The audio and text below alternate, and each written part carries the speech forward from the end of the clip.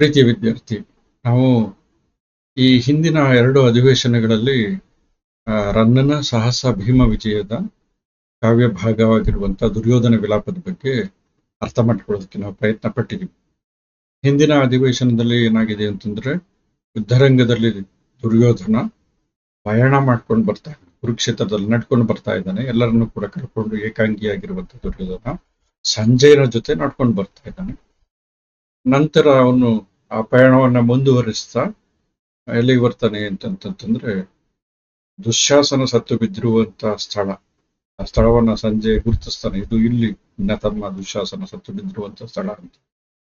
ಆ ದುಃಖ ಮತ್ತೆ ನೋವು ಅಥವಾ ಆ ಆಘಾತವನ್ನ, ಅವಮಾನವನ್ನ ತಡೆಯಲಾಗಿದೆ ದುರ್ಯೋಧನ ನನಗೆ ಇಬ್ಬರು ವ್ಯಕ್ತಿಗಳನ್ನ ನನಗೆ ತೋರಿಸು ಅಂತಂದ್ಬಿಟ್ಟು ಹೇಳ್ತಾನೆ. ಇಲ್ಲಿಂದ ಮುಂದಕ್ಕೆ ಹೋಗೋಣ ಅಂತಂದ್ಬಿಟ್ಟು ಆ ಇಬ್ಬರು ವ್ಯಕ್ತಿಗಳು ಯಾರು ಅಂತಂತಂದ್ರೆ, ಬಿಲ್ಲೋಜ ಅಂತಂದ್ಬಿಟ್ಟು ಮತ್ತೊಬ್ಬ ಭೀಷ್ಮ.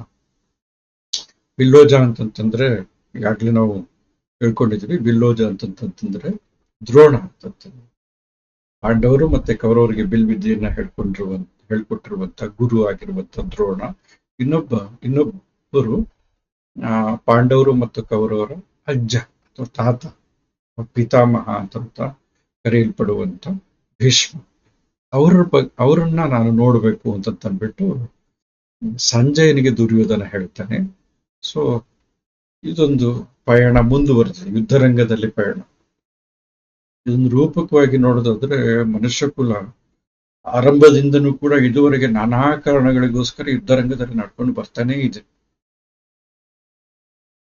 ಯುದ್ಧ ಅನ್ನುವಂಥದ್ದು ಅಂತ್ಯಗೊಂಡಿಲ್ಲ.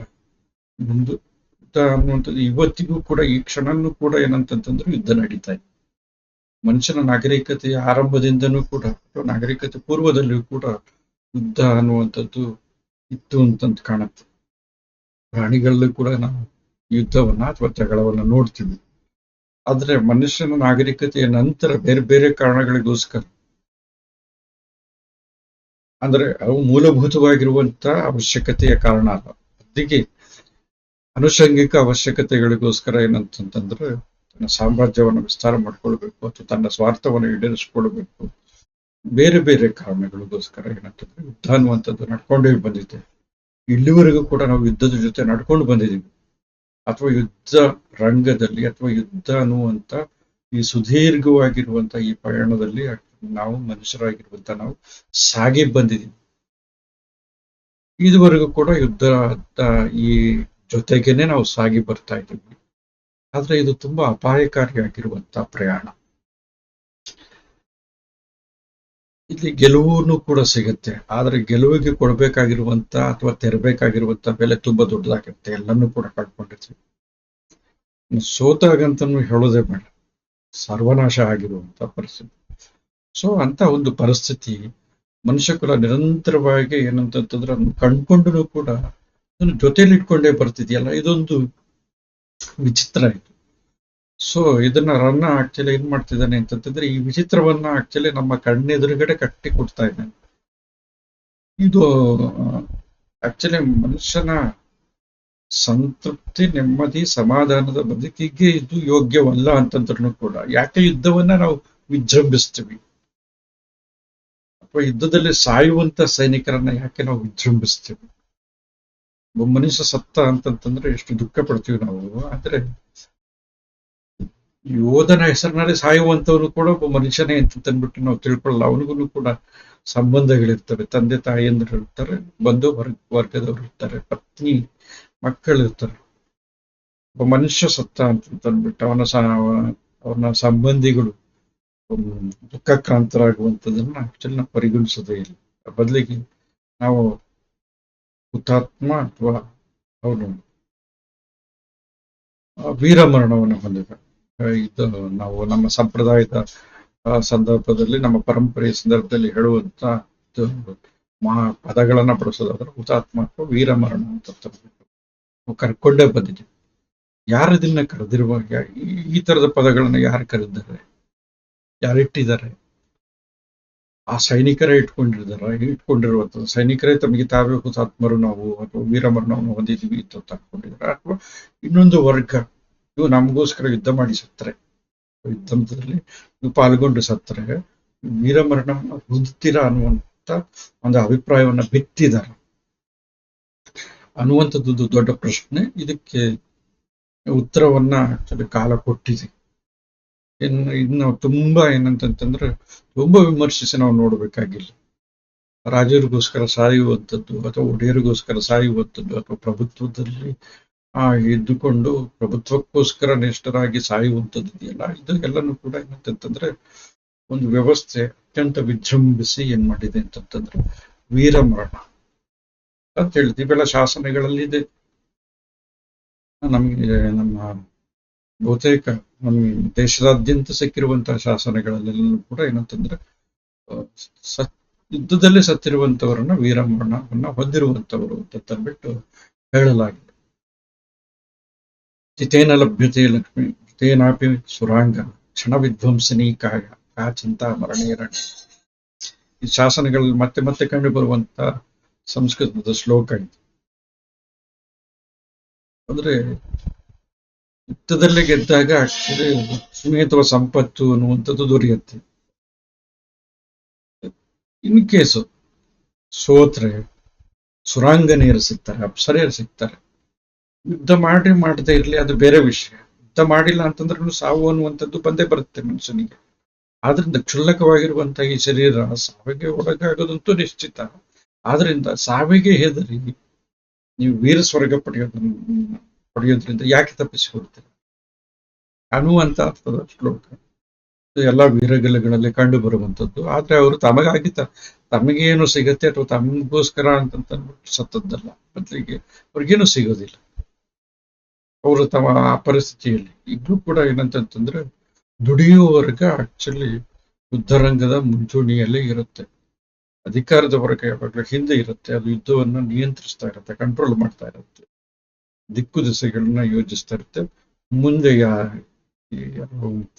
ಯೋಧರ ಹೆಸರನ್ನ ಬಡ ಜನತೆಯನ್ನ ಅನ್ನಕ್ಕಾಗಿ ಬಂದಿರುವಂತ ದುಡಿಯೋದಕ್ಕೆ ಬಂದಿರುವಂತ ಜನತೆಯನ್ನು ಮುಂದೆ ಮಾಡ್ತಿರುತ್ತೆ. ಎಲ್ಲ ದೇಶಗಳಲ್ಲೂ ಇದು ಆಗ್ತಾ ಇರುವಂತದ್ದು. ಅಥವಾ ಎಲ್ಲ ದೇಶಗಳಲ್ಲಿ ಅಂತಂದ್ರೆ ನಮ್ಮ ಪ್ರಾಚೀನ ಮಧ್ಯಕಾಲೀನ ವಿಶ್ವದ ಸಂದರ್ಭದಲ್ಲಿ ಅಥವಾ ಆಧುನಿಕ ವಿಶ್ವದ ಸಂದರ್ಭದಲ್ಲಿ ಕೂಡ ಇದು ಹಿಂಗೇನೆ ನಡ್ಕೊಂಡು ಬಂದಿದೆ. ಕೆಲವರ ಸ್ವಾರ್ಥ, ಕೆಲವರ ಸಾವು. ನಾವು ಅದನ್ನ ಬಲಿದಾನ ಅಂತ ನಾವು ಕರಿತೀವಿ. ಯಾಕೆ ಈ ಬಲಿದಾನ ಅನ್ನುವಂಥ ವರ್ಡ್ ಬಳಕೆ ಆಗುತ್ತೆ ಅನ್ನುವಂಥದ್ದನ್ನು ಯೋಚನೆ ಮಾಡಬೇಕು. ಒಟ್ಟು ಮನುಷ್ಯ ಕೂಡ ಯುದ್ಧದ ಜೊತೆನೆ ಸಾಗಿ ಬಂದಿದೆ. ಅದರ ಪರಿಣಾಮ ಏನಾಗ್ತಾ ಇದೆ ಅಂತಂದ್ಬಿಟ್ಟು ನನ್ನ ಹೇಳ್ತಾ ಇದ್ದ. ಏಕಾಂಗಿಯಾಗಿ ದುರ್ಯೋಧನ ನಡ್ಕೊಂಡು ಬರ್ತಾ ಇದೆ. ಅವನು ನೋಡೋದಕ್ಕೆ ಬಯಸಿರುವಂತದ್ದು ದ್ರೋಣನನ್ನ ಮತ್ತೆ ಭೀಷ್ಮನನ್ನ. ಸೊ ಅದನ್ನೆಲ್ಲನೂ ಕೂಡ ನಾವು ಹಿಂದಿನ ಅವಧಿಯಲ್ಲಿ ನಾವು ಅಭ್ಯಾಸ ಮಾಡಿದೀವಿ. ಈಗ ನೆಕ್ಸ್ಟ್ ನೋಡೋದಾದ್ರೆ ನಡ್ಕೊಂಡು ಬರ್ತಾ ಇದ್ದಾನೆ ದುರ್ಯೋಧನ ಸಂಜಯನ ಜೊತೆಗೆ, ಧೃತರಾಷ್ಟ್ರನ ಮಂತ್ರಿಯಾಗಿರುವಂತಹ ಸಂಜಯನ ಜೊತೆಗೆ. ಮತ್ತೆ ನೆನಪಿಸ್ತಾನೆ ಧೃತರಾಷ್ಟ್ರನ ಮಂತ್ರಿ ಸಂಜಯ. ಓಕೆ, ಈಗ ನಡ್ಕೊಂಡು ಬರ್ತಾ ಇರ್ಬೇಕಾದ್ರೆ ದ್ರೋಣನನ್ನ ನೋಡಬೇಕಾಗಿದೆ. ದ್ರೋಣನನ್ನ ನೋಡ್ಬೇಕಂದ್ರೆ ಮುಂದೆ ಹೋಗ್ಬೇಕು, ಯುದ್ಧರಂಗದಲ್ಲಿ ಮುಂದೆ ಹೋಗ್ಬೇಕು. ಹೋಗ್ತಾ ಇದ್ದಾನೆ. ಹೋಗ್ಬೇಕಾದ್ರೆ ರನ್ನ ಇಲ್ಲೊಂದು ಪ್ರಸಂಗ ತರ್ತಾನೆ. ಏನು ಅಂತಂದ್ರೆ ಈ ಯುದ್ಧರಂಗ ಹೆಂಗೆ ನಡ್ಕೊಂಡು ಹೋಗ್ತಿದ್ದಾನೆ ದುರ್ಯೋಧನ. ಇದು ರನ್ನ ಕಟ್ಟಿಕೊಟ್ಟಿರುವಂತ ತುಂಬಾ ಅದ್ಭುತವಾಗಿರುವಂತ ಒಂದು ಪದ್ಯ ಮತ್ತೆ ಒಂದು ರೂಪಕ. ಯುದ್ಧ ಭೂಮಿ ಹೆಂಗಿರತ್ತೆ ಅನ್ನೋದನ್ನು ರನ್ನ ಕಣ್ಣಾರೆ ಕಂಡಿದ್ದಾನೆ. ಏನಪ್ಪ ಯುದ್ಧವನ್ನ ಅವನು ಆಕ್ಚುಲಿ ಕಣ್ಣಾರೆ ಕಂಡಿರಬೇಕು. ಅವನು ಹೇಳುವಂತ ಪದ್ಯ ಇದು. ಇದೊಂದು ನಿರಂತರವಾಗಿರುವಂತಹ ಪಯಣ. ಇದು ಮನುಕುಲ ನಿರಂತರವಾಗಿ ಯುದ್ಧದ ಜೊತೆಗೆ ಸಾಗಿ ಬಂದಿರುವಂಥದ್ದು. ಇನ್ನೂ ಕೂಡ ನಿಲ್ಲಿಸಿಲ್ಲ ಈ ಪಯಣವನ್ನ, ಜೊತೆಗೆ ಸಾಗ್ತಾ ಇರುವಂಥದ್ದು. ಯುದ್ಧರಂಗದ ಪಯಣ ಹೆಂಗಿದೆ ಅಥವಾ ದುರ್ಯೋಧನ ಯುದ್ಧರಂಗದಲ್ಲಿ ಹೆಂಗೆ ನಡೀತಾ ಇದ್ದಾನೆ ಅದನ್ನೇ ಕೊಡ್ತೀನಿ ನೋಡ್ರಿ ಈ ಪದ್ಯ. ಇಭಶೈಲಂಗಳನ್ನು ಏರಿ ಹೆಂಗೆ ದ್ವಿರುಕ್ತಿಗಳನ್ನ ರನ್ನ ಬಳಸ್ತಾನೆ ನೋಡ್ರಿ, ಪರಿಣಾಮಕಾರಿ ಆಗ್ಲಿ ಅಂತ ತಂದ್ಬಿಟ್ಟು. ಇಭಶೈಲಂಗಳನ್ನು ಏರಿ ರುಧಿರ ಸ್ರೋತಂಗಳಂ ದಾಂಟಿ ಇಬಧೋರ್ ನೀಲ ಲತಾ ಪ್ರತಾನ ವಿಪಿನ ವ್ರಾತಂಗಳೊಳ್ ಸಿಲ್ಕಿ ಸಿಲ್ಕಿ ಭರಂಗೆಯ್ದು ಉರದೆ ಏಯ್ದಿ ಸಂಜಯ ಶಿರಸ್ಕಂದಾವಲಂಬಂ ಕುರುಪ್ರಭು ಖಂಡಂ ಶರಜಾಲ ಜರ್ಜರಿತ ಗಾತ್ರ ತ್ರಾಣನಂ ದ್ರೋಣನಂ. ಎಷ್ಟು ಚೆನ್ನಾಗಿ ಹೇಳಿದಾನೆ ರನ್ನ. ಇನ್ನೊಂದ್ಸತಿ ಓದ್ತೀನಿ ನೋಡ್ರಿ. ಇಭಶೈಲಂಗಳನ್ ಏರಿ ಏರಿ ತರಂಗ ಯಾವುದೋ ನಾವು ಕಾರಿಡಾರ್ನಲ್ಲಿ ನಡ್ಕೊಂಡು ಹೋದಂಗಲ್ಲ, ಬದಲಿಗೆ ಹೆಂಗಿದೆ ಇದು. ಇಭಶೈಲಂಗಳು, ಇಭ ಅಂತಂತಂದ್ರೆ ಆನೆ, ಪರ್ವತದಂತ, ಶೈಲ ಅಂತಂತಂದ್ರೆ ಪರ್ವತ, ಬೆಟ್ಟಗಳು, ಪರ್ವತ. ಪರ್ವತರಾಜನ ಮಗಳು ಪಾರ್ವತಿ. ಸೊ ಹಾಗಾಗಿ ಅವಳು ಶೈಲಜ. ಶೈಲ ಅಂತಂದ್ರೆ ಪರ್ವತ, ಪರ್ವತದಿಂದ, ಪರ್ವತ ರಾಜನಿಂದ ಹುಟ್ಟಿರುವಂಥವ್ರು ಶೈಲಜ. ಪದಗಳು ಹೆಂಗೆ ನಾವು ಗ್ರಹಿಸಬೇಕು, ಅರ್ಥ ಮಾಡ್ಕೊಳ್ಬೇಕು.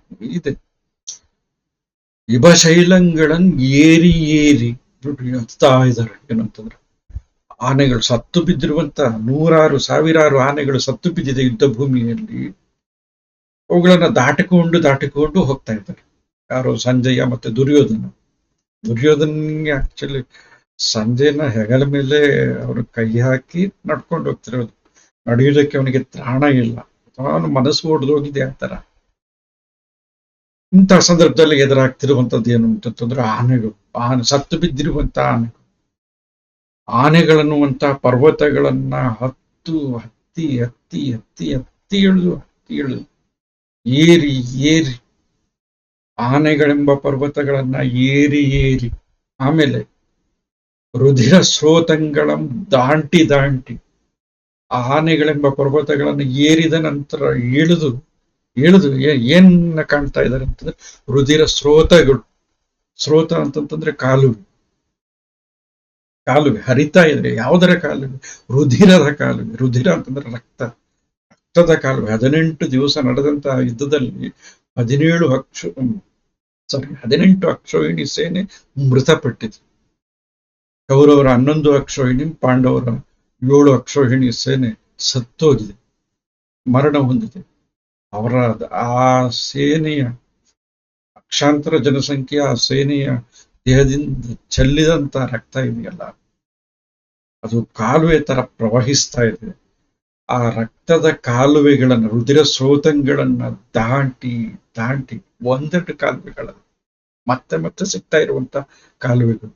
ಆ ಕಾಲುವೆಗಳನ್ನ ದಾಂಟಿ ಹೆಂಗಿಡ್ತು, ದಾಂಟಿ ಆಮೇಲೆ ಇಬಧೋರ್ ನೀಲ. ಇಬಧೋ ಅಂತಂತಂದ್ರೆ ಆಕ್ಚುಲಿ ಆನೆಯ ಸೊಂಡಿಲು. ಅಲ್ಲಿ ಪಕ್ಕದಲ್ಲಿ ಕೆಂಪಕ್ಷರದಲ್ಲಿ ಕೊಟ್ಟಿದ್ದೀನಿ ನೋಡ್ರಿ, ಅದಕ್ಕೆ ಅರ್ಥ. ಇಬಧೋ ಅಂತಂತಂದ್ರೆ, ಇಬ ಅಂತಂತಂದ್ರೆ ಆನೆಯ ಸೊಂಡಿಲು.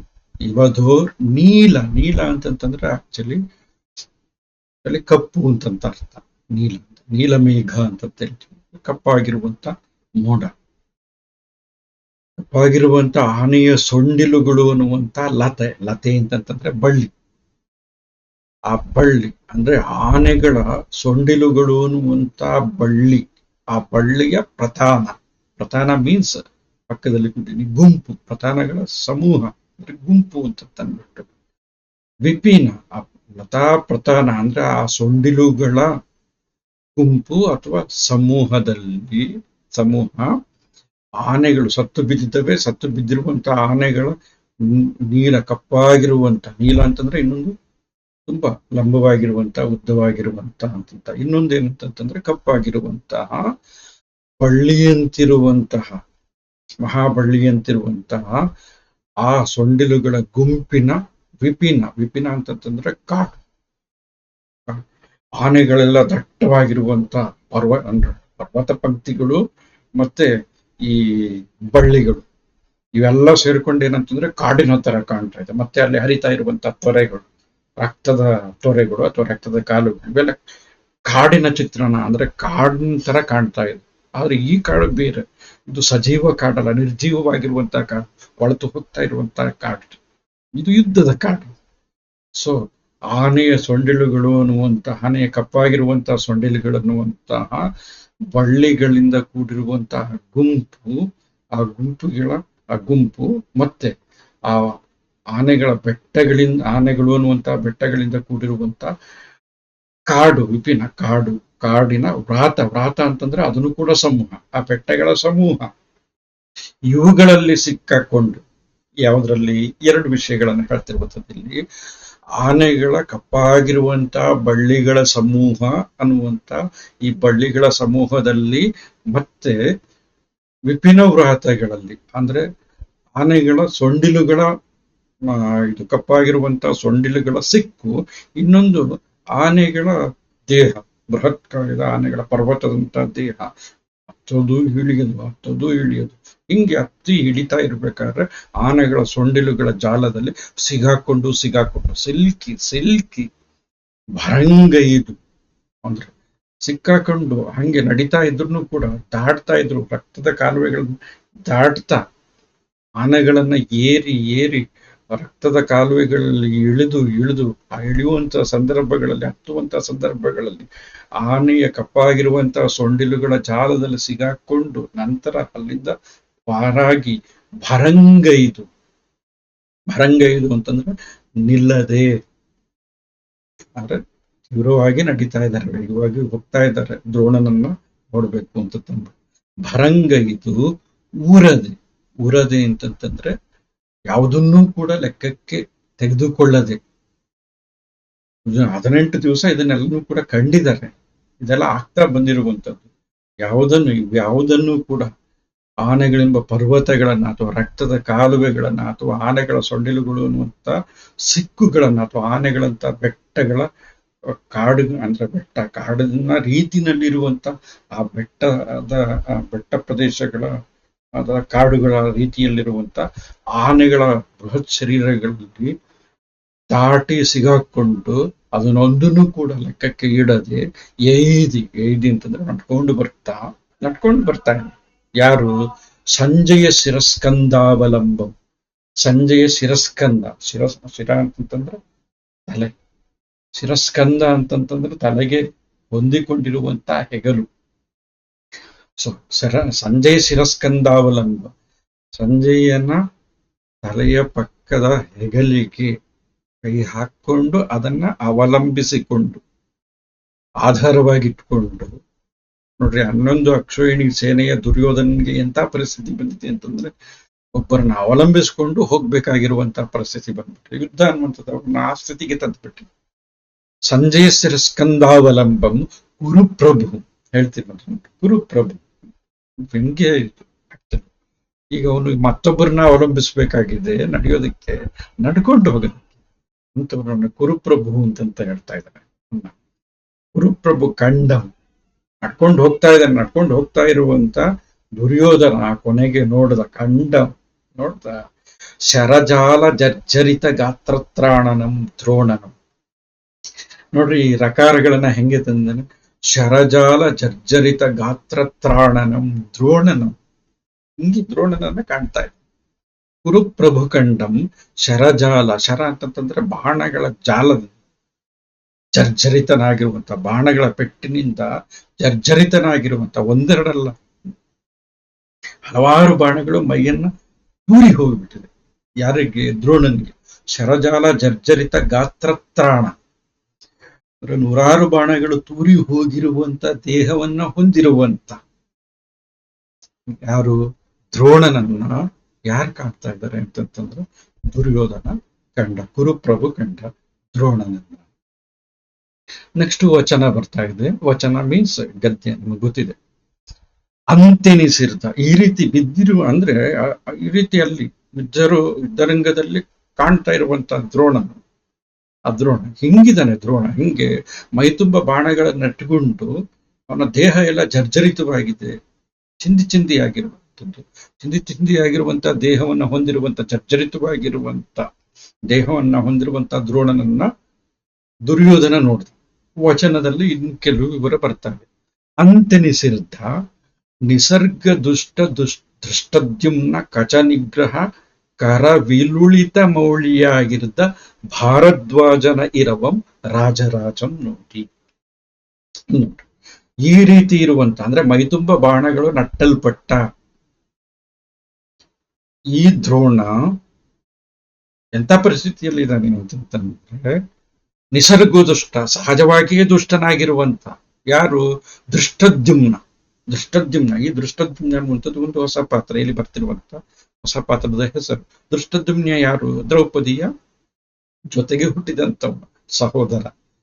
ಸೊ ಅವನು ಹುಟ್ಟಿರುವಂತ ಉದ್ದೇಶನೇ ಏನು ಅಂತಂತಂದ್ರೆ ದ್ರೋಣನನ್ನ ಕೊಲ್ಲಬೇಕು ಅಂತಂದ್ಬಿಟ್ಟು.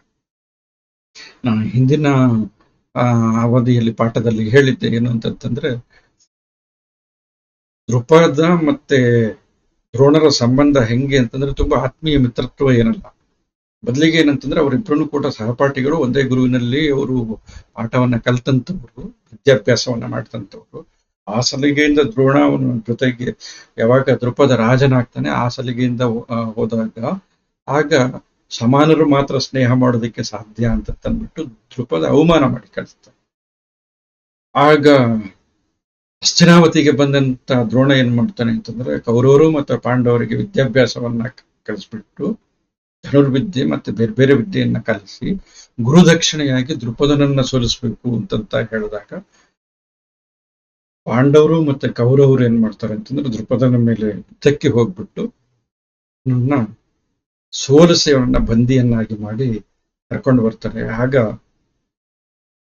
ದ್ರೋಣ ಅವನನ್ನ ತನ್ನ ಮಂಚದ ಕಾಲಿಗೆ ಕಟ್ಟಿಬಿಟ್ಟು ಕಾಲಿಂದ ಗುದ್ದುತ್ತಾನೆ. ಇದು ಬರುತ್ತೆ, ಈ ತರದ್ದೆಲ್ಲ ವಿವರಗಳಿದ್ದಾವೆ ಮಹಾಭಾರತದಲ್ಲಿ. ಅವಮಾನಿತನಾಗ್ತಾನೆ. ಆಮೇಲೆ ತನ್ನ ರಾಜ್ಯದ, ತನ್ನ ಪ್ರದೇಶದ ಒಂದು ಭಾಗವನ್ನ ದೃಪದ ಏನ್ ಮಾಡ್ತಾನೆ ಅಂತಂದ್ರೆ ದ್ರೋಣನಿಗೆ ಕೊಡ್ತಾನೆ. ಕೊಟ್ಟಾಗ ಇಬ್ಬರು ಕೂಡ ರಾಜರೇ ಆದ್ರು.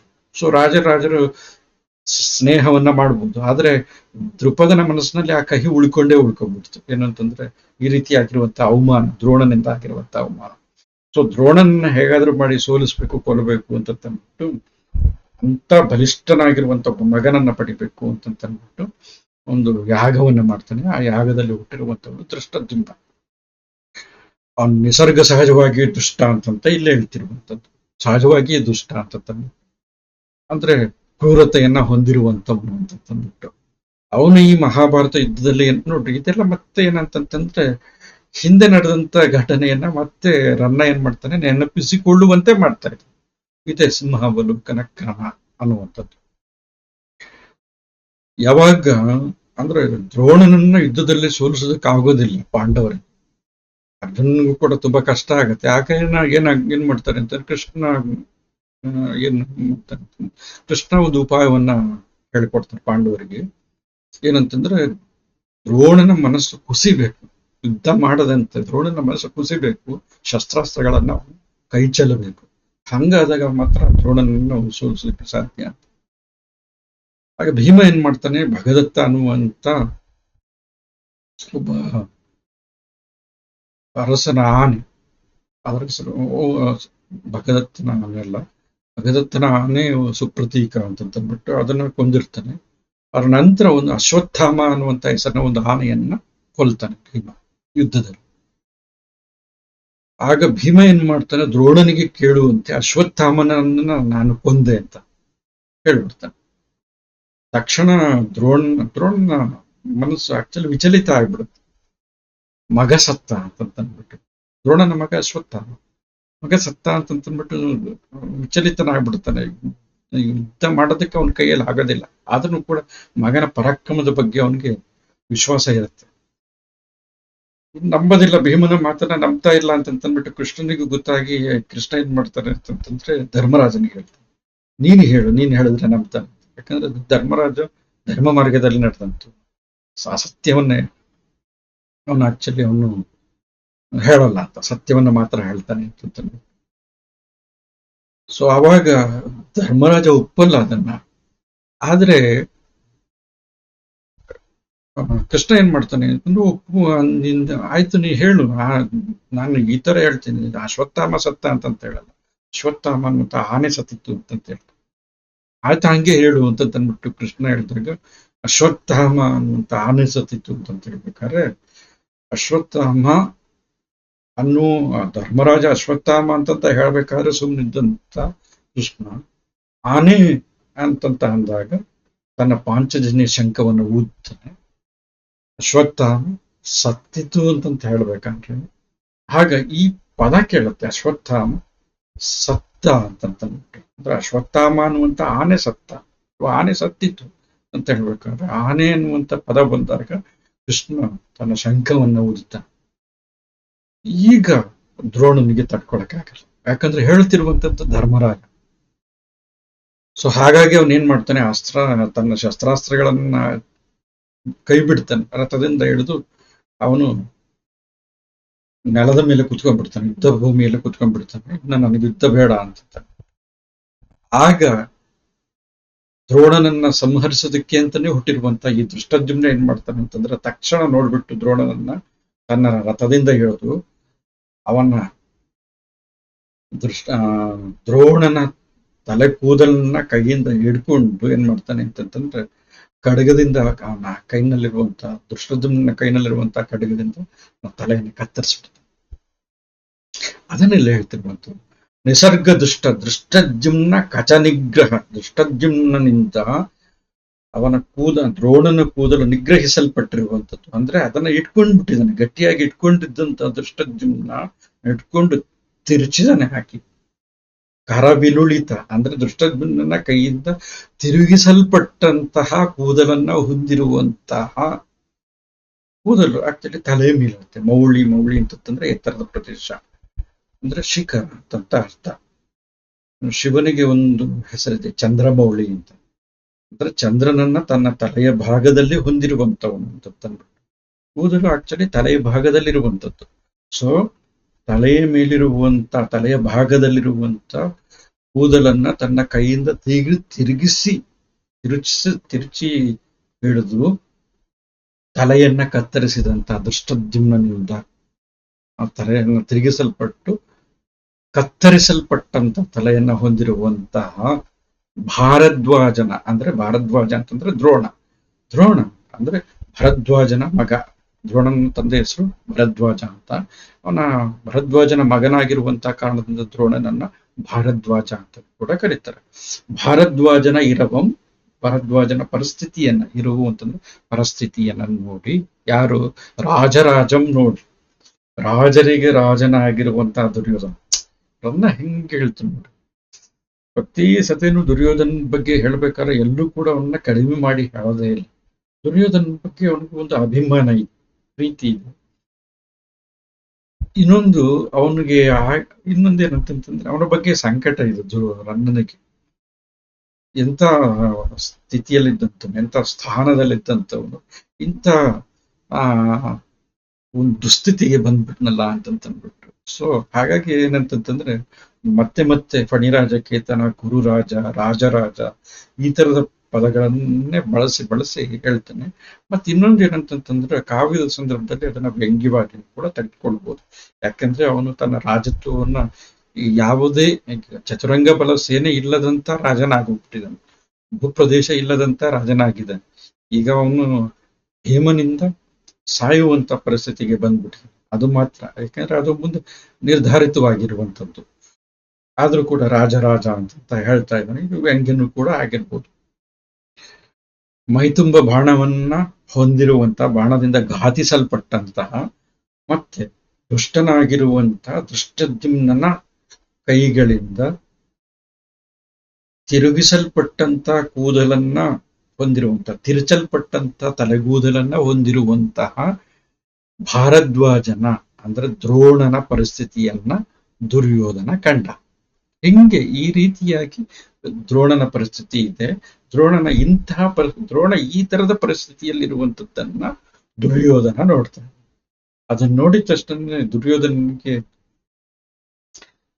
ದುಃಖ ಹೊರಹೊಮ್ತಾ ಇದೆ.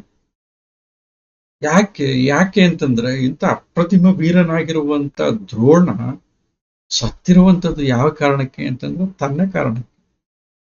ಅಂದ್ರೆ ನನಗೋಸ್ಕರ ದ್ರೋಣ ಪ್ರಾಣ ಬಿಟ್ಟಿದ್ದಾನೆ. ಒಂದು ಸಾಮಾನ್ಯ ವ್ಯಕ್ತಿ ಅಲ್ಲ ದ್ರೋಣ, ಅತ್ಯಂತ ಅಸಾಮಾನ್ಯನಾಗಿರುವಂತಹ ಧನುರ್ಧರ. ಪಾಂಡವರಿಗೆ ಮತ್ತೆ ಕೌರವರಿಗೆ ಧನುರ್ವಿದ್ಯೆಯನ್ನ ಕಲಿಸಿರುವಂತವನು. ಅಂಥವನು ಆಕ್ಚುಲಿ ತನ್ನ ಶಿಷ್ಯರಿಂದನೇ ಸಾಯುವಂತಹ ಪರಿಸ್ಥಿತಿ ಬಂದಿದೆಯಲ್ಲ, ಅದು ಆಗ್ತಿರ್ಲಿಲ್ಲ. ಆದ್ರೆ ಆಗಿರುವಂಥದ್ದು ತಪ್ಪು ಕಲ್ಪನೆಯಿಂದಾಗಿ. ದ್ರೋಣನನ್ನ ಆಕ್ಚುಲಿ ಸಹಜವಾಗಿ ಈ ರೀತಿ ಕೊಲ್ಲೋದಕ್ಕಾಗಲ್ಲ ಅಂತಂದ್ಬಿಟ್ಟು ಉಪಾಯ ಮಾಡಿ ಕೊಲ್ಲಲಾಗಿದೆ. ಸೊ ಹಾಗಾಗಿ ಏನಂತಂದ್ರೆ, ಈ ರೀತಿ ಅಸಾಮಾನ್ಯನಾಗಿರುವಂತ ವೀರ ಸಾಮಾನ್ಯನಂತ ಹಿಂಗೆ ಸತ್ತು ಬಿದ್ದಿದ್ದಾನಲ್ಲ ಅನ್ನುವಂಥದ್ದು, ಮತ್ತೆ ವಯಸ್ಸಾಗಿರುವಂತ ದುರ್ಯೋಧನ ಪರವಾಗಿ ಕೊನೆ ತನಕನೂ ನಿಂತಿರುವಂಥವು, ಇಂಥ ದ್ರೋಣ ಹಿಂಗೆ ನನಗೋಸ್ಕರ ಈ ರೀತಿಯಾಗಿ ಅನಾಥನಂತ ಸತ್ತು ಬಿದ್ದಲ್ಲ ಅಂತ ತಂದ್ಬಿಟ್ಟು ಆ ದುಃಖ ಬರ್ತಾ ಇದೆ. ಯಾರಿಗೆ ದುಃಖ ಉಂಟಾಗ್ತದೆ ದುರ್ಯೋಧನ. ಸ್ವರಜ್ಞ ಅದಕ್ಕೆ ಹೇಳ್ತಿದ್ದಾನೆ, ನೋಡಿದ ತಕ್ಷಣ ದ್ರೋಣನ ನೋಡಿದ ತಕ್ಷಣ ಹೇಳ್ತಿರುವಂಥದ್ದು, ಅರಿಯಮೇ ನಮಗೆ ತಿಳಿಯದೆ ಹೇಳ್ತಿರುವಂಥದ್ದು. ಈ ಪದ್ಯ ಓದ್ತೀನಿ. ಅರಿಯಮೇ ಬಿಲ್ಲ ಭಿನ್ನಣಕ್ಕೆ ಗಾಂಡಿವಿಯಲ್ತು ಪಿನಾಕಪಾಣಿಯುಂ ನೆರೆಯನ್ ಇದಿರ್ಚಿ ನಿಮ್ಮೊಡನೆ ಕಾದಿಗೆಲಲ್ಕೆ. ಅರಿಯಮೇ ಬಿಲ್ಲ ಭಿನ್ನಣಕ್ಕೆ ಗಾಂಡಿವಿಯಲ್ತು ಪಿನಾಕಪಾಣಿಯುಂ ನೆರೆಯನ್ ಇದಿರ್ಚಿ ನಿಮ್ಮೊಡನೆ ಕಾದಿಗೆಲಲ್ಕೆ. ಆದ್ರೆ ಗೆದ್ದು ಬಿಟ್ಟಿದ್ದಾರೆ. ನಿಮ್ ಜೊತೆ ಗೆಲ್ಲೋದಕ್ಕೆ ಅರ್ಜುನರಲ್ಲಿ ಸಾಕ್ಷಾತ್ ಶಿವನಿಗೂ ಕೂಡ ಸಾಧ್ಯ ಇಲ್ಲ. ಆದ್ರೆ ನೀವು ಸೋತಿ ಸತ್ತಿದ್ದೀರಾ. ಯಾಕಿರ್ಬೋದು? ಅದು ನಿಮ್ಮ ಉಪೇಕ್ಷೆ ಎಂದರಿಯನ್, ಇದು ಎನ್ನ ಕರ್ಮವಶಂ ಎಂದರಿಯಂ. ನಿಮಗೆ ಇಂತು ಸಾವು ಏತೆರದಿನ್ ಅಕಾರಣಂ ನೆರೆಯ ಸಂಭವಿಸಿರುದುದೋ ಕುಂಭ ಸಂಭವ. ಕುಂಭ ಸಂಭವ ಅಂತಂದ್ರೆ ದ್ರೋಣ. ಅವನು ಕುಂಭದಲ್ಲಿ ಹುಟ್ಟುತ್ತಾನಂತೆ. ಕುಂಭ ಅಂತಂದ್ರೆ ಮಡಕೆ. ಮಡಕೆಯಲ್ಲೇ ಆಕ್ಚುಲಿ ಹುಟ್ಟಿರುವಂತ ಭಾರದ್ವಾಜನ ಮಗ ದ್ರೋಣ. ನೆಕ್ಸ್ಟ್ ಹೇಳ್ತೀನಿ. ಅರಿಯೇಮೆ ನೋಡ್ರಿ, ಈಗ ಪದ್ಯದ ಅರ್ಥ ನೋಡೋಣ. ಅರಿಯೇಮೆ ನಮಗೆ ಗೊತ್ತಿಲ್ವಾ ಗುರುಗಳೇ? ಗುರುವೇ, ನಿಮ್ಮ ಶೌರ್ಯ ಎಂಥದ್ದು, ನಿಮ್ಮ ಪರಾಕ್ರಮ ಎಂಥದ್ದು, ನಿಮ್ಮ ಬಿಲ್ಲ ಭಿನ್ನಣ ಎಂಥದ್ದು. ಅರಿಯೇಮೆ ಬಿಲ್ಲ ಭಿನ್ನಣಕ್ಕೆ, ನಿಮ್ಮ ಧನುರ್ವಿದ್ಯಾ ಪ್ರೌಢಿಮೆಗೆ, ಪ್ರೌಢಿಮೆ ಹೇಳ್ತಿರುವಂಥದ್ದು, ಧನುರ್ವಿದ್ಯೆಯ ಪ್ರೌಢಿಮೆಗೆ ಈ ಗಾಂಡೀವಿಯಲ್ತು, ಗಾಂಡೀವವನ್ನ ಹೊಂದಿರುವಂಥವನು, ಗಾಂಡೀವ ಅನ್ನುವಂಥ ಧನಸ್ಸನ್ನ ಹೊಂದಿರುವಂಥವನು ಯಾರು ಅಂತಂದ್ರೆ ಅರ್ಜುನ. ಅರ್ಜುನ ಆಕ್ಚುಲಿ ದ್ರೋಣನನ್ನು ಘಾತಿಸಿರುವಂಥವನು. ಅದಾದ ನಂತರ ಏನಂತಂತಂದ್ರೆ ದುಷ್ಟದ್ಯುಮ್ನ ಕೊಂದಿದ್ದಾನೆ. ಆದ್ರೆ ಯುದ್ಧದಲ್ಲಿ ಸರಿಸಮಾನವಾಗಿ ನಿಂತು ಅರ್ಜುನ ಏನ್ ಮಾಡ್ತಾನೆ ಅಂತಂತಂದ್ರೆ ದ್ರೋಣನಿಗೆ ಸಮಾನವಾಗಿ ನಿಂತು ಘಾತಿಸ್ತಾನೆ. ಆದ್ರೆ ಅದಕ್ಕೆ ತಕ್ಕ ಪ್ರತ್ಯುತ್ತರವನ್ನು ಕೂಡ ದ್ರೋಣರು ಕೊಡ್ತಾರೆ ಯುದ್ಧದಲ್ಲಿ. ಸೊ ನಿಮ್ಮ ಬಿಲ್ಲ ಪ್ರೌಢಿಮೆಗೆ ಗಾಂಡಿವಿ ಹೇಳ್ತು ಅರ್ಜುನ ಎದುರುಗಡೆ ನಿಲ್ತಾನೆ ಅಂತಂತಲ್ಲ, ಅವನ ಕೈಯಲ್ಲಿ ನಿಲ್ಲೋದಕ್ಕಾಗೋದಿಲ್ಲ. ಅದಲ್ಲದೆ ಅರ್ಜುನನಿರಲಿ ಸಾಕ್ಷಾತ್ ಪಿನಾಕಪಾಣಿಯುಂ ನೆರೆಯನ್. ಪಿನಾಕಪಾಣಿ, ಪಿನಾಕ ಅನ್ನುವಂತ ಧನಸ್ಸನ್ನ ಕೈಯಲ್ಲಿ ಹಿಡಿದಿರುವಂತವನು ಯಾರು ಅಂತಂದ್ರೆ ಶಿವ. ಗಾಂಡಿವಿ ಅಲ್ಲ, ಅರ್ಜುನ ಅಲ್ಲ. ನಿಮ್ಮ ಧನುರ್ವಿದ್ಯೆಯ ಪ್ರೌಢಿಮೆಗೆ ಅದಕ್ಕೆ ಸರಿಸಮವಾಗಿ ನಿಲ್ಲೋದಕ್ಕೆ ಈ ಅರ್ಜುನ ಅಲ್ಲ, ಶಿವನ ಕೈಯಲ್ಲೂ ಕೂಡ ಸಾಧ್ಯ ಇಲ್ಲ. ಪಿನಾಕ ಅನ್ನುವಂತ ಧನಸ್ಸನ್ನ ಹೊಂದಿರುವಂತ ಶಿವ ಇದನ್ನಲ್ಲ, ಅವನ ಕೈಯಲ್ಲೂ ಕೂಡ ಸಾಧ್ಯ ಇಲ್ಲ ನಿಮ್ಮೊಡನೆ ಕಾದಿ ಗೆಲ್ಲಲಿಕ್ಕೆ. ನೆರೆಯನ್ ನಿನ್ನ ಸರಿ ನಿಲ್ಲೋದಿಲ್ಲ, ಸಮರ್ಥರಾಗಲ್ಲ. ನಿಮ್ಮ ಜೊತೆ ಎದುರು ಬದರಾಗಿ ನಿಂತು ನಿಮ್ಮನ್ನು ಸೋಲಿಸೋದಿಕ್ಕೆ ಅರ್ಜುನ ಮತ್ತೆ ಶಿವನಿಂದನೂ ಕೂಡ ಸಾಧ್ಯ ಇಲ್ಲ. ನೆರೆಯನ್ ಶಿವನಿಗೂ ಕೂಡ ಸಾಧ್ಯ ಇಲ್ಲ, ಅರ್ಜುನನಿಗೂ ಕೂಡ ಸಾಧ್ಯ ಇಲ್ಲ. ಯಾವುದರಲ್ಲಿ? ಇದಿರ್ಚಿ ನಿಮ್ಮೊಡನೆ ಕಾದಿ ಗೆಲ್ಲಲಿಕ್ಕೆ, ನಿಮ್ಮ ಎದುರು ನಿಂತು ನಿಮ್ಮೊಡನೆ ಹೋರಾಡಿ ಗೆಲ್ಲೋದಕ್ಕೆ ಇವರಿಬ್ಬರಿಂದನೂ ಕೂಡ ಸಾಧ್ಯ ಇಲ್ಲ. ಆದ್ರೂ ಕೂಡ ನೀವು ಸೋತಿದ್ದೀರಾ, ಸತ್ತಿದ್ದೀರ. ಯಾಕಂಗಾಯ್ತು? ಯಾಕಾಯ್ತು? ಅದು ನಿಮ್ಮ ಉಪೇಕ್ಷೆ ಎಂದರೆ ಏನು? ನೀವೇ ಉಪೇಕ್ಷೆ ಮಾಡ್ಬಿಟ್ರ? ನೀವೇ ಉದಾಸೀನತೆಯನ್ನ ತಾಳ್ಬಿಟ್ರ? ಯುದ್ಧದಿಂದ ಏನಾದ್ರೂ ಆಗೋದು, ಯುದ್ಧ ಬೇಡ ನನಗೆ ಅಂತ ತಂದ್ಬಿಟ್ರು. ಅದಾಗಿದೆ. ಮಗ ಸತ್ತಿದ್ದಾನೆ ಅನ್ನುವಂಥದ್ದು ದುಃಖ ಇದೆಯಲ್ಲ, ದುಃಖದ ಕಾರಣದ ಶಸ್ತ್ರಾಸ್ತ್ರಗಳನ್ನ ಕೆಳಗಡೆ ಇಟ್ಬಿಟ್ಟಿದ್ದಾನೆ. ಅದು ನಿಮ್ಮ ಉಪೇಕ್ಷೆ ಎಂದರಿಯೇನು? ಅಥವಾ ಇದು ಎನ್ನ ಕರ್ಮವಶಂ ಎಂದರಿಯೇನು? ಅಥವಾ ನನ್ನ ಕರ್ಮ, ನಾನ್ ಮಾಡಿರುವಂತ ಪಾಪಕರ್ಮ, ಅಥವಾ ನನ್ನ ಸೋಲು ಅನ್ನುವಂಥದ್ದು ನನ್ನ ಕಡೆ ಇರುವಂತವ್ರಿಗೆ ಕಟ್ಟಿಟ್ಟ ಬುತ್ತಿ ಅನ್ನುವಂಥದ್ದು ಇರ್ಬೋದು. ಇದು ಎನ್ನ ಕರ್ಮವಶಂ ಎಂದರಿಯಂ, ಅಥವಾ ಇದು ನಿಮ್ಮ ಉಪೇಕ್ಷೆ ಎಂದರಿಯಂ. ನಿಮಗೆ ಇಂತು ಸಾವು ಏತೆರದಿ, ಈ ರೀತಿಯಾಗಿ ಕಾರಣಂ ನೆರೆಯ ಸಂಭವಿಸಿರುವುದು. ಸಕಾರಣ ಅಲ್ಲ, ಅಕಾರಣ. ಯಾಕೆ ಅಂತಂತಂದ್ರೆ ನಿಮ್ಮನ್ನ ಸೋಲಿಸಿ ಗೆಲ್ಲುವಂತವ್ರು ಯಾರು ಕೂಡ ಇಲ್ಲ. ಶಿವನ್ ಕೈಯಲ್ಲೂ ಸಾಧ್ಯ ಇಲ್ಲ, ನಾನು ಅರ್ಜುನನ್ ಬಿಟ್ಬಿಡಿ ಆಯ್ತಾ. ಆದ್ರೆ ನನ್ನ ಕರ್ಮದ ಕಾರಣದಿಂದ, ನಾನು ಮಾಡಿರುವಂತ ತಪ್ಪಿನ ಕಾರಣಗಳಿಂದ ನಿಮಗೆ ಈ ರೀತಿ ಸಾವು ಬರುವಂತಾಯ್ತಿಯಪ್ಪ, ನನಗೆ ಅರ್ಥ ಆಗ್ತಿಲ್ಲ. ಆ ಕಾರಣಂ ನೆರೆಯೇ ಸಂಭವಿಸಿರ್ತಿತ್ತು. ಯಾವುದು? ಈ ಸಾವು, ಕುಂಭ ಸಂಭವ ಹೇಳ್ತಿರ್ಬೋದು. ಕುಂಭ ಸಂಭವ ಅಂತಂತಂದ್ರೆ ಮಡಕೆಯಲ್ಲಿ ಹುಟ್ಟಿರುವಂಥದ್ದು. ಇದು ಆಕ್ಚುಲಿ ಕುಂಭ ಸಂಭವಕ್ಕೆ ಬೇರೆ ಅದೊಂದು ಬೇರೆ ಕತೆ. ಇದು ಸಂಕ್ಷಿಪ್ತವಾಗಿ ನಾನು ಹೇಳ್ತೀನಿ. ಏನಂತಂದ್ರೆ ಭಾರದ್ವಾಜ ಅಂದ್ರೆ ಭಾರದ್ವಾಜ ಅಂತಂತಂದ್ರೆ ಭರದ್ವಾಜನ ಮಗ ಭಾರದ್ವಾಜ ದ್ರೋಣ. ಭರದ್ವಾಜ ಮಹರ್ಷಿ ಆಕ್ಚುಲಿ ಅವನು ಕಾಡಿನಲ್ಲಿ ತಪಸ್ಸಿನಲ್ಲಿ ನಿರತನಾಗಿದ್ದಂತ ಸಂದರ್ಭದಲ್ಲಿ ಅಪ್ಸರೆಯೊಬ್ಬಳನ್ನ ಕಾಣ್ತಾನೆ. ಅಪ್ಸರೆಯೊಬ್ಬಳನ್ನ ಕಂಡಂತ ಸಂದರ್ಭದಲ್ಲಿ ಅವನಿಗೆ ಆಕೆಯಲ್ಲಿ ಮನಸ್ಸುಂಟಾಗುತ್ತೆ. ತನ್ನ ಧ್ಯಾನವನ್ನ ಬಿಟ್ಟು, ತನ್ನ ತಪಸ್ಸನ್ನ ಬಿಟ್ಟು ಆಕೆಯಲ್ಲಿ ಅನುರಕ್ತನಾಗ್ತಾನೆ. ಆ ಅನುರಕ್ತನಾದಾಗ ಆತನ ವೀರ್ಯ ಸ್ಖಲನ ಆಗಿತ್ತು. ಅದನ್ನ ಅವನು ಒಂದು ಮಡಕೆಯಲ್ಲಿ ಇಡ್ತಾನೆ. ಆ ಮಡಕೆಯಿಂದ ಹುಟ್ಟಿರುವಂತವನು ಯಾರು ಅಂತಂತಂದ್ರೆ ದ್ರೋಣ, ಭರದ್ವಾಜನ ಮಗ. ಸೊ ಹಾಗಾಗಿ ಭಾರದ್ವಾಜ ಅವನು ಮಡಕೆಯಲ್ಲಿ ಅಂದ್ರೆ ಕುಂಭದಲ್ಲಿ ಸಂಭವಿಸಿರುವಂತಹ ಕಾರಣದಿಂದ ಕುಂಭ ಸಂಭವ ಅಂತ ಹೇಳ್ತಾ ಇರುವಂಥದ್ದು. ಇಲ್ಲಿ ಬಂದಿರುವಂಥದ್ದು ನೋಡ್ರಿ, ಹೇಳ್ತಿರುವಂಥದ್ದು ನಿಮ್ಮ ಉಪೇಕ್ಷೆಯ ಕಾರಣದಿಂದ ಇದು ಆಗಿದೆ ಹೊರತು ಬದಲಿಗೆ ನಿಮ್ಮ ಉಪೇಕ್ಷೆಯ ಕಾರಣ ಅಥವಾ ನನ್ನ ಕರ್ಮವಶ.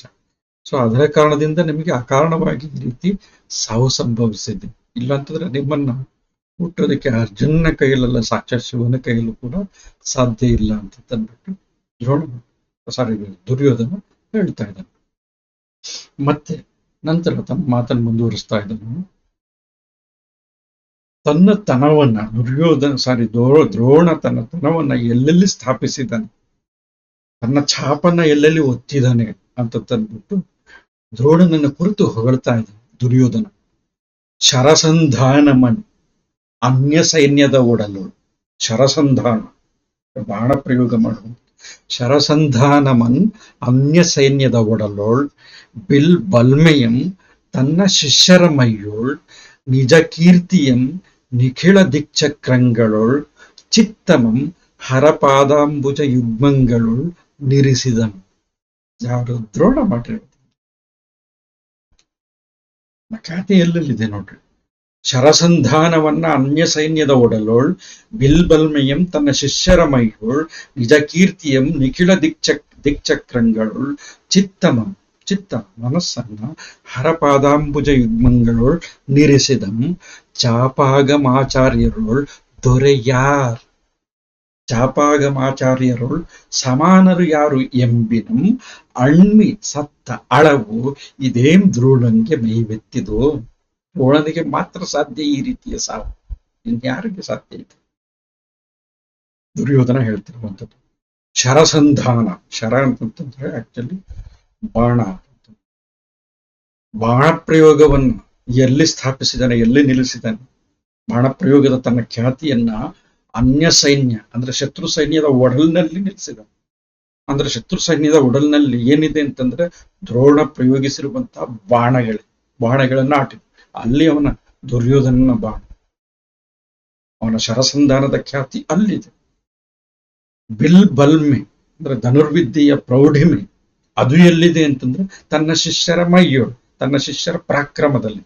ಯಾಕೆಂತಂದ್ರೆ ಈ ಯುದ್ಧರಂಗದಲ್ಲಿ ದ್ರೋಣರ ಅಷ್ಟು ಜನ ಶಿಷ್ಯರು ತಮ್ಮ ಪರಾಕ್ರಮವನ್ನ ತೋರಿ ಅವ್ರೇನ್ ಮಾಡಿದ್ದಾರೆ ಅಂತಂದ್ರೆ ಅಸುನೀಗಿದ್ದಾರೆ. ಸುಮ್ಮನೆ ಸತ್ತಿಲ್ಲ, ತಮ್ಮ ಪರಾಕ್ರಮವನ್ನ ಸ್ಥಾಪಿಸಿ ಸತ್ತಿಲ್ಲ. ಆ ಪರಾಕ್ರಮವನ್ನ ತೋರೋದಕ್ಕೆ ಕಾರಣರಾಗಿರುವಂತವ್ರು ಯಾರು ಅಂತಂದ್ರೆ ದ್ರೋಣರು. ಅಂತ ಪರಾಕ್ರಮವನ್ನ ತಮ್ಮ ವಿದ್ಯೆಯನ್ನ ಧಾರೆ ಎರೆಯೋದ್ರ ಮುಖಾಂತರ ತರಬೇತಿಯನ್ನು ಕೊಟ್ಟಂತ ದ್ರೋಣರು. ಸೊ ಹಾಗಾಗಿ ಏನಂತಂದ್ರೆ ತನ್ನ ಬಿಲ್ಲ ಪ್ರೌಢಿಮೆ ಎಲ್ಲಿದೆ, ದ್ರೋಣನ ಬಿಲ್ಲ ಪ್ರೌಢಿಮೆ ಅಥವಾ ಉನ್ನತಿಕೆ ಅನ್ನುವಂಥದ್ದನ್ನ ಎಲ್ಲಿ ಸ್ಥಾಪಿಸಿದ್ದಾರೆ ಅಂತಂದ್ರೆ ತನ್ನ ಶಿಷ್ಯರ ಮೈಯಲ್ಲಿ ಸ್ಥಾಪಿಸಿದ್ದಾರೆ. ಅಂದ್ರೆ ತನ್ನ ಶಿಷ್ಯರಲ್ಲಿ ಅದನ್ನ ಸ್ಥಾಪಿಸಿದ್ದಾರೆ. ಸೊ ಪ್ರತಿಯೊಬ್ಬರು ಕೂಡ ಮಹಾರಥಿ, ಅತ್ಯಂತ ವೀರರು, ಪರಾಕ್ರಮಿಗಳು ಅಂತಂತ ಅನಿಸ್ಕೊಂಡಿದ್ದಾರೆ ಅಂತಂದ್ರೆ ದ್ರೋಣರ ಕಾರಣದಿಂದ. ಆ ಖ್ಯಾತಿ ದ್ರೋಣರಿಗೆ ಸಲ್ಲುವಂಥದ್ದು. ನಿಜ ಕೀರ್ತಿ, ತನ್ನ ಪರಾಕ್ರಮದ ಕೀರ್ತಿ, ದ್ರೋಣರ ಪರಾಕ್ರಮದ ಕೀರ್ತಿ ಎಲ್ಲಿದೆ ಅದು ಅಖಿಲ ನಿಖಿಲ ಅಂತಂದ್ರೆ ಎಲ್ಲ ದಿಕ್ಕುಗಳಲ್ಲಿ ಹರಡಿಕೊಂಡಿದೆ.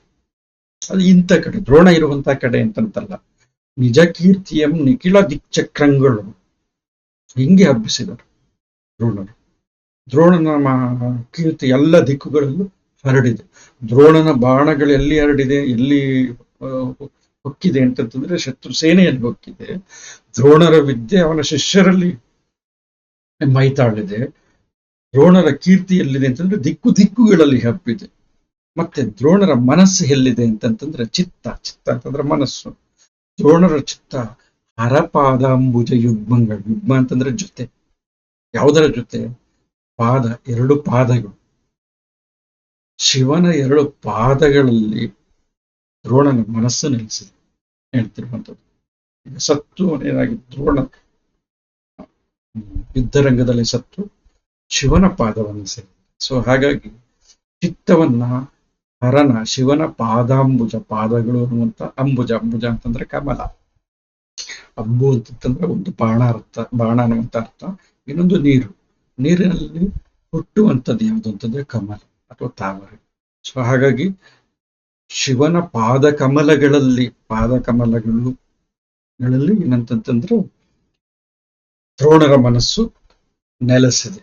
ಹಿಂಗೆ ಅವನ ಬೇರೆ ಬೇರೆ ಸಾಮರ್ಥ್ಯಗಳು, ಬೇರೆ ಬೇರೆ ಪ್ರೌಢಿಮೆಗಳು, ಬೇರೆ ಬೇರೆ ಉನ್ನತಿಗಳು ಬೇರೆ ಬೇರೆಯಲ್ಲಿ ಹಂಚಿ ಹೋಗಿದೆ. ಸೊ ಇಂಥ ಚಾಪಾಗಮಾಚಾರ್ಯರೋಳ್ ದೊರೆಯಾರ್ ಹೇಳ್ತಿರುವಂಥದ್ದು. ಚಾಪ ಅಂತಂತಂದ್ರೆ ಬಾಣ, ಚಾಪಾಗಮ ಅಂತಂದ್ರೆ ಧನುರ್ವಿದ್ಯೆ. ಚಾಪ ಅಂತಂದ್ರೆ ಆಕ್ಚುಲಿ ಧನಸ್ಸು ಅಂತಂತಂದ್ರೆ ಧನಸ್ಸಿಗೆ ಸಂಬಂಧಪಟ್ಟಂತ ವಿದ್ಯೆ ಧನುರ್ವಿದ್ಯೆ. ಈ ಶಸ್ತ್ರವಿದ್ಯೆ ಅಥವಾ ಬಾಣಕ್ಕೆ ಸಂಬಂಧಪಟ್ಟಂತ, ಧನಸ್ಸಿಗೆ ಸಂಬಂಧಪಟ್ಟಂತ ಈ ವಿದ್ಯೆಯಲ್ಲಿ ಆಚಾರ್ಯರಾಗಿರುವಂತ, ಗುರುವಾಗಿರುವಂತವನು ಅಥವಾ ಓಜನಾಗಿರುವಂತ ದ್ರೋಣ. ಈ ದ್ರೋಣರಿಗೆ ಸಮ ಯಾರು? ದೊರೆ ಅಂತಂತಂದ್ರೆ ಸಮ ಯಾರು? ಎಂಬಿನಂತೆ, ಎನ್ನುವಂತೆ ಈ ದ್ರೋಣರಿಗೆ ಸಮ ಯಾರು? ಯಾಕೆಂತಂದ್ರೆ ಅಸ್ತ್ರವಿದ್ಯೆಯಲ್ಲಿ ನೋಡಿದ್ರೆ ಶತ್ರು ಸೇನೆನೇ ಸಾಕ್ಷಿ ಹೇಳ್ತಾ ಇದೆ. ಮೈ ತುಂಬಾ ಬಾಣಗಳನ್ನ ಇಟ್ಕೊಂಡು ಸತ್ತು ಬಿದ್ದಿದ್ದೇವೆ, ದ್ರೋಣನ ಪರಾಕ್ರಮ ಎಂತದ್ದು ಅಂತಂದ್ರೆ ಶತ್ರು ಸೇನೆ ಹೇಳ್ತಾ ಇದೆ. ಇನ್ನ ದ್ರೋಣ ಶಿಷ್ಯರು ಎಂತ ಪರಾಕ್ರಮಿಗಳು ಅಂತಂತಂದ್ರೆ ದ್ರೋಣನ ಬಿಲ್ವಿದ್ಯೆಯ ಪ್ರೌಢಿಮೆಯನ್ನ ಅವ್ರು ತೋರಿಸ್ತಾ, ನಮ್ಮ ಗುರುಗಳ ಅಸ್ತ್ರವಿದ್ಯೆಯ ಬಲ ಈ ತರ ಇದೆ ಅಂತ ಅವರೇ ಹೇಳ್ತಾ ಇದ್ದಾರೆ. ನಿಜ ಕೀರ್ತಿ ಎಲ್ಲ ಕಡೆ ದ್ರೋಣನ ಕೀರ್ತಿ ಹಬ್ಬಿದೆ. ಇನ್ನೊಂದೇನಂತಂತಂದ್ರೆ ದ್ರೋಣನ ಮನಸ್ಸು ಹರನ ಪಾದಕಮಲಗಳಲ್ಲಿ ನೆಲೆಸಿದೆ. ಇಂಥ ಚಾಪಾಗಮಾಚಾರ್ಯ, ಇಂತಹ ಧನುರ್ವಿದ್ಯೆಯಲ್ಲಿ ಗುರುವಾಗಿರುವಂತ ದ್ರೋಣರ ಸಮ ಯಾರು ಎನ್ನುವಂತೆ ಅಣ್ಣಿ ಸತ್ತ ಅಣ್ಣಿ ಹೋರಾಡಿ, ಪರಾಕ್ರಮದಿಂದ ಹೋರಾಡಿ ಸತ್ತಂತ ಅಳವಿದೆಯಲ್ಲ, ರೀತಿ ಇದೆಯಲ್ಲ, ಈ ರೀತಿ ದ್ರೋಣನಿಗೆ ಮಾತ್ರ ಸಾಧ್ಯ. ಅಣ್ಣಿ ಸತ್ತ ಅಳವು ಇದೇಂ ದ್ರೋಣನಿಗೆ ಮೈವೆತ್ತಿದ್ರು. ದ್ರೋಣನಿಗೆ ಈ ರೀತಿ ಹೋರಾಡಿ ಸಾಯುವಂತ ಈ ರೀತಿಯ ಅಂದ್ರೆ ಒಂದು ಏನಂತ ಹೇಳ್ಬೋದು ಅದನ್ನ, ಈ ರೀತಿಯಾಗಿ ಹೋರಾಡಿ ಸಾಯುವಂತ ಒಂದು ಮನಸ್ಥಿತಿ ಹೆಂಗೆ ಬಂತು ದ್ರೋಣಂಗೆ ಹೆಂಗೆ ಮೈವೆತ್ತದು? ಅಣ್ಮಿ ಸತ್ತ ಅಳವು ಇದೇಂ ದ್ರೋಣನಿಗೆ ಮೈವೆತ್ತದು? ಈ ರೀತಿ ಹೆಂಗೆ ಸಾಧಿಸ್ಕೊಂಡ? ಈ ರೀತಿ ಪರಾಕ್ರಮದಿಂದ ಹೋರಾಡಿ ಸಾಯುವಂಥದ್ದಿದೆಯಲ್ಲ, ಈ ರೀತಿಯ ಒಂದು ಪ್ರೌಢಿಮೆಯನ್ನ ಅಥವಾ ಈ ರೀತಿ ಪರಾಕ್ರಮವನ್ನ ದ್ರೋಣ ಹೆಂಗೆ ಸಂಪಾದಿಸಿಕೊಂಡ ಅನ್ನುವಂಥದ್ದು. ಈ ರೀತಿಯ ಪರಾಕ್ರಮ, ಈ ರೀತಿ ಹೋರಾಟದಿಂದ ಸಾಯುವಂಥ ಪರಾಕ್ರಮದಿಂದ ಯಾರಿಗೂ ತಲೆಬಾಗದೆ ಸಾಯುವಂಥದ್ದಿದೆಯಲ್ಲ, ಈ ರೀತಿಯ ಒಂದು ಸಿದ್ಧಿಯ ದ್ರೋಣನ್ಗಳ್ದ ಇನ್ಯಾರಿಗೂ ಕೂಡ ಸಾಧ್ಯ ಇಲ್ಲ.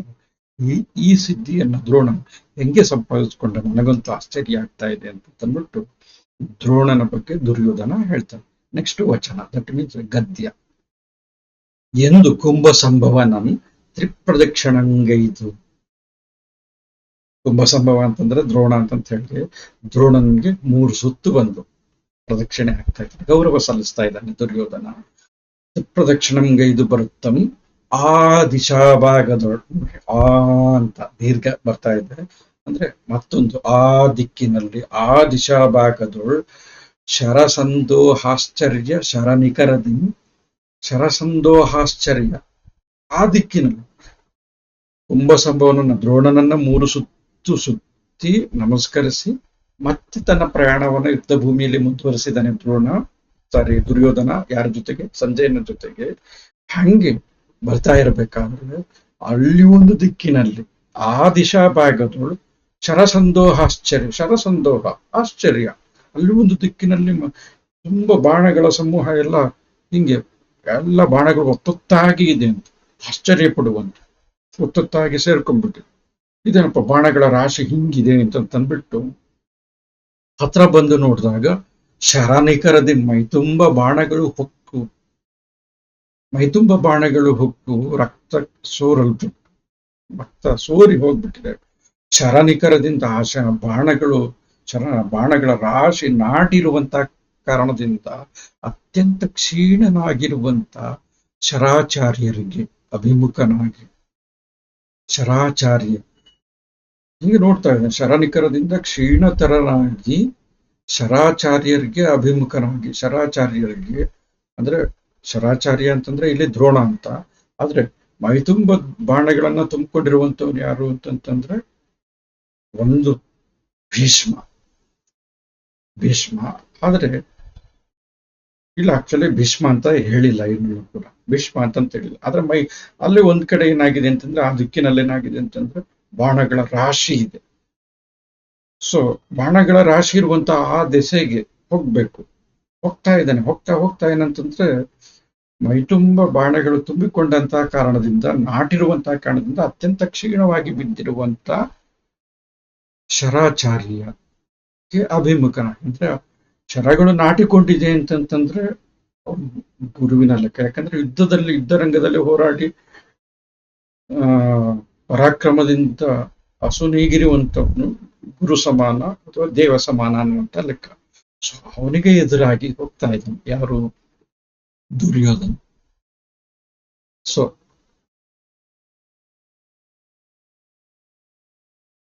ಆಗ ಸಿಗುವಂತವ್ರು ಯಾರು ಅನ್ನುವಂಥದ್ದು ಮುಂದಿನ ಭಾಗದಲ್ಲಿದೆ. ಆ ಮುಂದಿನ ಭಾಗವನ್ನು ನಾವು ನೆಕ್ಸ್ಟ್ ನೋಡೋಣ. ಈಗ ಈ ಭಾಗದಲ್ಲಿ ನಾವು ನೋಡಿರುವಂಥದ್ದು, ನಾವು ಗಮನಿಸಿರುವಂಥದ್ದು ಏನು ಅಂತಂತಂದ್ರೆ ಯುದ್ಧರ ಭೂಮಿಯಲ್ಲಿ ದುರ್ಯೋಧನ ದ್ರೋಣನನ್ನ ಕಂಡಿರುವಂಥದ್ದು. ದ್ರೋಣನ ಅಂದ್ರೆ ಆಮೇಲೆ ಮಾಡ್ಕೊಂಡು ಬರ್ತಿರ್ಬೇಕಾದ್ರೆ ಯುದ್ಧ ಭೂಮಿ ಬೀಭತ್ಸತೆಯನ್ನ ವರ್ಣಿಸಿರುವಂಥದ್ದು. ತದನಂತರ ದ್ರೋಣನ ಎದುರುಗೊಂಡಿರುವಂಥದ್ದು, ದ್ರೋಣನ ಪರಾಕ್ರಮದ ವರ್ಣನೆ ಬಂದಿದೆ. ಆಮೇಲೆ ನಂತರ ದೂರದಲ್ಲಿ ಒಂದು ಅವರಿಗೆ ವಿಸ್ಮಯಕಾರಿಯಾಗಿರುವಂತ ಒಂದು ನೋಟ ಅವರ ಕಣ್ಣಿಗೆ ಕಾಣ್ತಾ ಇದೆ. ಒಂದು ಕಡೆ ಬಾಣಗಳ ರಾಶಿ ಇದೆ, ಅಂದ್ರೆ ಯಾರನ್ನು ಚುಚ್ಕೊಂಡು ಅದು ನಾಟಿ ಇದೆ. ಆ ಬಾಣಗಳ ಸಮೂಹದ ಹತ್ರ ದುರ್ಯೋಧನ ತನ್ನ ಪಯಣವನ್ನ ಮುಂದುವರಿಸ್ತಾ ಇದ್ದಾನೆ. ಸಂಜಯನು ಕೂಡ ಚುಚ್ಚಿದ್ದಾನೆ. ಯಾರಿಗೆ ನಾಟ್ಕೊಂಡಿದೆ ಅನ್ನುವಂಥದ್ದನ್ನ ಮುಂದಿನ ಅವಧಿಯಲ್ಲಿ ನಾವು ಗಮನಿಸೋಣ.